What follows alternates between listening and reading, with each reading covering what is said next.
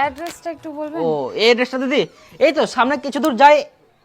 Baby এই address তুমি চিনতে পারছো না? চলো বেবি তোমাকে ছেড়ে দিয়েছি এই অ্যাড্রেসে। ওই ছেলেটাকে জিজ্ঞাসা করলাম, ছেলেটা কথাবার্তা কেমন যেন বলছে, একটু সম্মানই দিল না।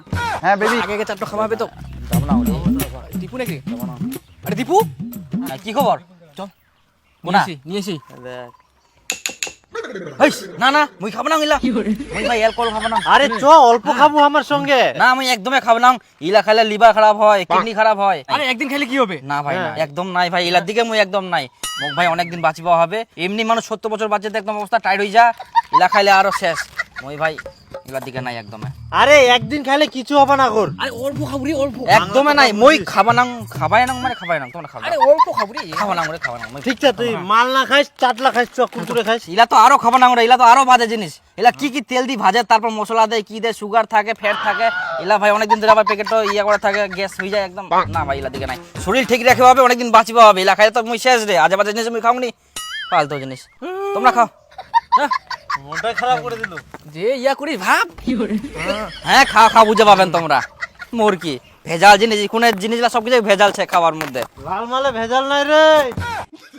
হ্যাঁ ভেজাল নিচ্ছে, খা।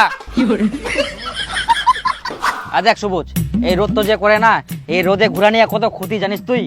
তুলা ফালতু কথা কই না রে। ওলা টাউনের চ্যাংড়া প্যাংড়ার ক্ষতি হবে, আমার মতো গ্রামের চ্যাংড়া ফাল- কিছু হবে না। এলা ফালতু না, এখনকার দিনে ভালো থাকবা হইলে, শরীর ভালো রাখবা হইলে কিন্তু। সবুজ, এই সিংড়া রে, সিংড়া নিয়ে আসুন।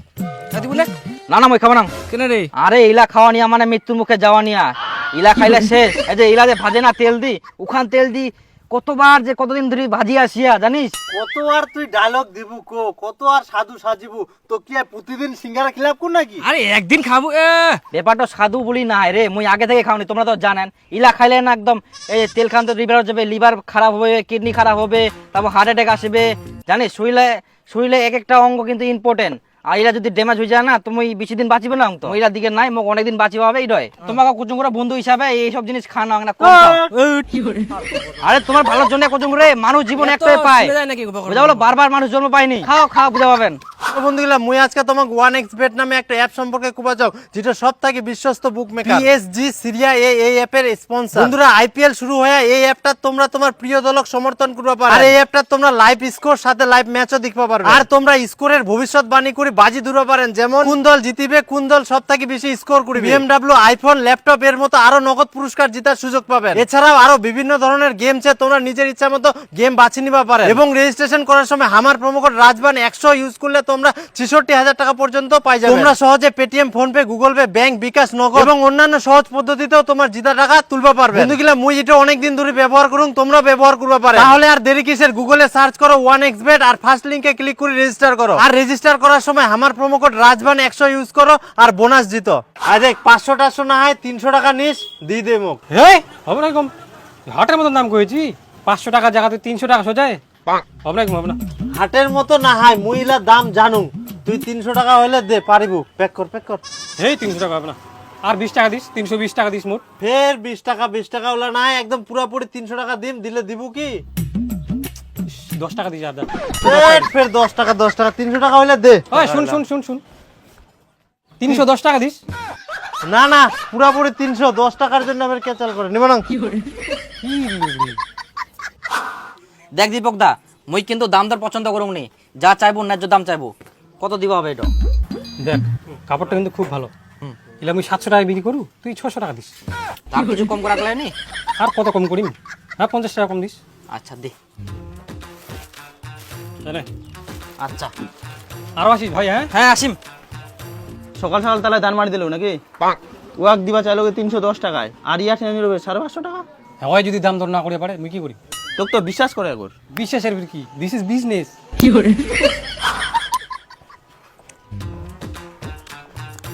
Excuse me, yes. হ্যাঁ বলছি অ্যাড্রেসটা একটু বলবেন? ও এই অ্যাড্রেসটা দিদি, এই তো সামনে কিছু দূর যাই। ও বেবি এই অ্যাড্রেস তুমি চিনতে পারছো না? চলো বেবি তোমাকে ছেড়ে দিয়েছি এই অ্যাড্রেসে। তোমাকে চাপ নিতে হবে না, তুমি অনেক কিউট। রাস্তার মধ্যে যদি কিছু হয়ে যায় তার জন্য চলো তোমাকে এগিয়ে দিয়ে আসি, ঠিক আছে? হ্যাঁ তুমি একদম ঠিকই বলেছো। ওই ছেলেটাকে জিজ্ঞাসা করলাম, ছেলেটা কথাবার্তা কেমন যেন বলছে, একটু সম্মানই দিল না। হ্যাঁ বেবি তুমি খুব লাকি, তুমি আমার কাছে আসছো। চলো অ্যাড্রেসটা এই দিক দিয়ে।